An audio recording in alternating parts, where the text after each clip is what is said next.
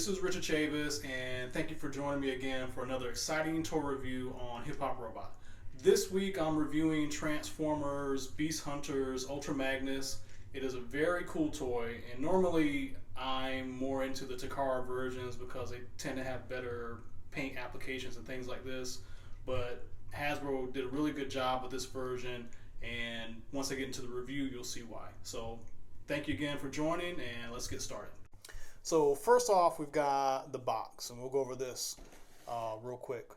The box art isn't really that much different from what we've already seen for Beast Hunter. So very same design work. One thing that is real cool is we get to see the new CGI models for Ultra Magnus. One thing that's a little strange though with them showing this is here we see the hammer, the Forge of Solus, is more gold color when the toy they're using more of a silver color. So that's a little strange, but still the box art and the CGI model artwork is still very cool to see. The back, again, same thing we've been seeing with Beast Hunters.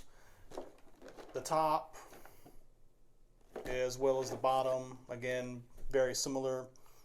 It is kind of cool to see what we've got coming next. Although these images have been online, it's still kind of cool to see this on the box art. So, but that's it for the packaging. So here we've got the robot mode. The toy itself is pretty much a rework of the Robots in Disguise version of Optimus Prime with a lot of modifications. The head, of course, is new. The front end, that would normally be the windshield, is more kind of a G1 Ultra Magnus style. There's addition of hard posts for weapons. So even though it's been a remold of the previous Optimus, it's got so many different additions to it that it is definitely a unique version of the toy and definitely very Ultra Magnus like. One thing also that they've included is they've given him a jetpack. So he's got this jetpack style just like the Beast Hunter's Optimus. This is pretty cool. It's a little strange in my opinion though, because maybe at some point in the cartoon he's going to borrow these or get these, but from the point of view of having something to play with, it's kind of a cool idea. So obviously kids are going to love to have that. The cool thing is, if you don't believe this should be here or not, it's removable. You have to attach it to begin with out of the package, so you can take this off and you can have him the way, you know, more of a G1 style or more show accurate. He also comes with missiles which load from the top, and it uses a kind of scheme where you use your own force to press to get into launch. So that's cool, but from kind of more of a collector point of view, you're probably going to not want to use these. Another thing is the hammer, the Forge of Solus. Here it's silver. I don't know why they painted it silver, but it is. It is cool though that it is a painted silver. It's not a gray plastic, so it does stand out. That's kind of a cool aspect. That along with the shoulders, this gray here is painted on, so it's a silvery gray. It definitely stands out and makes a toy look more authentic. It gives it more of a premium kind of feel to it. Even the reds on here, the reds are kind of dark and deep, and it definitely makes a toy stand out. Besides the basic blue, more of the cyan blue, there's darker blues on here as well to give it some contrast. And even though this is the Hasbro version, the paint apps really make it stand out. I would even say the colors very close to the animation on the show.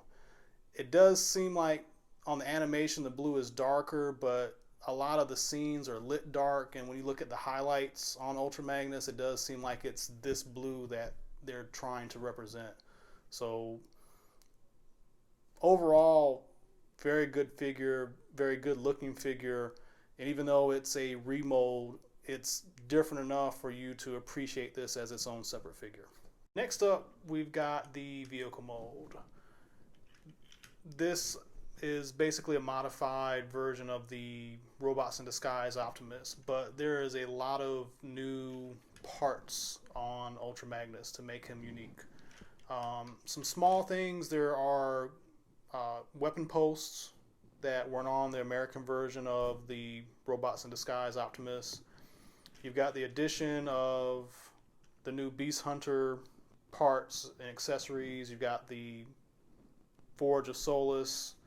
You've got the missile launchers pointing out of the back. You've got the wing attachments. If you don't want to have that, these just peg on to the back and take that off, and there you have it. The colors in general, I think, look pretty good. You got the use of cyan. You've got some darker blue to give some contrast. You've got gray plastic, plus you've got some painted silver. That actually stands out quite a bit. And then you got a bit of the red from the shoulder pieces that stand out as well. So definitely different enough from the Robots in Disguise Optimus to be its own unique version of Ultra Magnus. Overall, very cool in vehicle mode with the different accessories and things that you can peg onto it. There's just so many different ways to play with it, to display it. It's really a cool design. So finally, just quick comparison with some of the other toys from Beast Hunters. With the Beast Hunters Optimus is a bit taller as far as the head wise. Not very tall like we see him in the show, but still compared next to Ultra Magnus, I think it's a good size representation. On the other hand, Shockwave is taller than Ultra Magnus, and on the show he isn't. That's kind of a strange aspect, but the toy is still a great toy, so that's kind of can be forgiven. But if you've had or seen the Robots in Disguise Optimus, you understand the size of Ultra Magnus. He's the same toy, just different head, different shoulders, and so on. But again, for the Hasbro version, he blends very well with the Takara versions. The paint looks outstanding. The sculpture for the new parts are great, and it really is a very cool toy. Okay, so there you have it. Transformers Beast Hunters Ultra Magnus. Again, very cool toy. Now you can see why, and definitely grown on me as this is definitely a good version that Hasbro produced. So again, this is Richard Chavis, and thank you for tuning in to Hip Hop Robot, and I'll see you next week.